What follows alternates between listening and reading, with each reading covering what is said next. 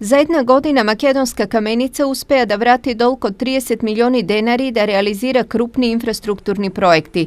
Vaka gradoначалничката Сонја Стаменкова го почна својот отчет пред своите сограѓани за окружувајќи ја првата година од својот мандат. Во делот на инфраструктурата, Стаменкова посочи десетина проекти со кои тврди е подобрен квалитетот на живот на каменичани. Изградени се улиците Перетошев и 4 јули, а во завршна фаза е улицата Вера Јоцик.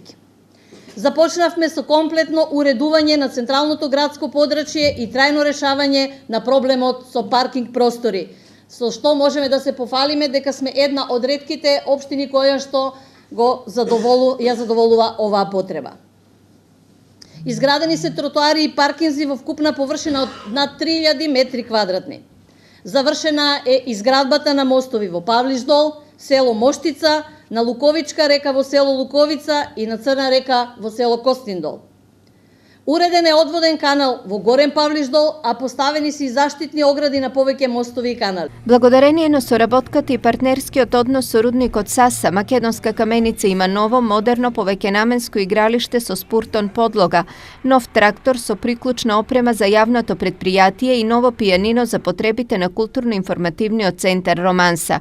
Со измените во правилникот за стипендирање на ученици и студенти, општината стана рекордер по бројот и по висината на износот на стипендиите. Оваа година за прв пат го зголемивме бројот на стипендии, износот го зголемивме од 2500 на 3000 денари, го зголемивме и додатокот за новородено од 6000 на 10000 денари и за првородено дете од 10000 на 20000 денари. Општина Македонска каменица во целост ги покрива трошоците за превоз на дечиња во детската градинка Бамби, а овозможивме и бесплатен престој за дечињата на самохрани родители, која што обврска сега ја презема Министерството за труд и социјална политика.